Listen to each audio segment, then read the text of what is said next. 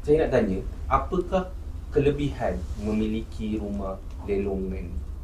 Sebenarnya tuan, adakah kelebihan memiliki rumah lelongan itu? Ya, memang ada kelebihan beli rumah lelong ni. Okey. Sebenarnya kita pun semua tahu yang mana bila kita nak beli rumah ni, kita ada 3 ataupun 4 platform asas milikan untuk kita beli rumah. Pertama, kita boleh beli rumah baru. Okey. Kedua, kita boleh beli rumah subsale. Ketiga, kita boleh juga ada tanah dan kita bina sendiri. Betul.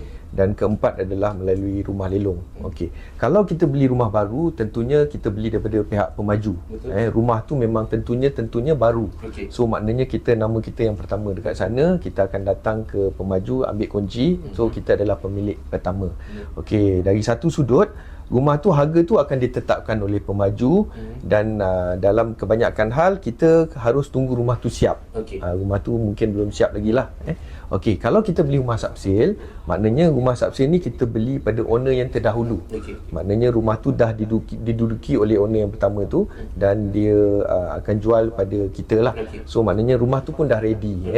Rumah tu dah ready. Tu kalau kita beli rumah subsale. So kalau kata Tuan Cik Azwan kata Cik Azwan ada tanah tapi nak bina rumah sendiri. Betul. So maknanya pertama Cik Azwan perlu ada tanah. Betul. Dan perlu melengkapkan prosedur dengan PBT, buat submit plan, dapatkan kelulusan dan bina rumah tu dengan kos sendiri. Okey. So maknanya design sendiri tapi kos pun kena keluarkan. On the spot kena keluarkan pada kontraktor. Betul. So manakala rumah lelong ni, rumah lelong yang kita bincangkan sekarang ni, rumahnya dah ada.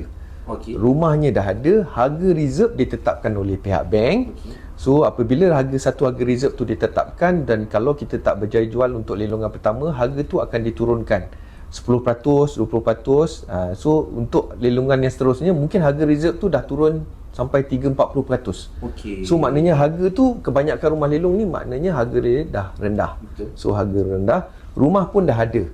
Rumah pun ada. Ini kelebihan ni, rumah pun dah siap. Maknanya kita lengkapkan proses jual beli, kita dah boleh masuk.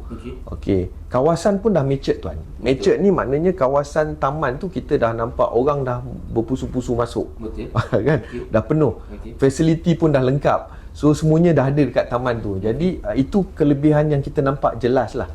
Selain daripada harga dia murah kan, rumah dah ada, fasiliti kawasan dah matang dan yang pasti yang terkini, prosedur semua mudah dan telus.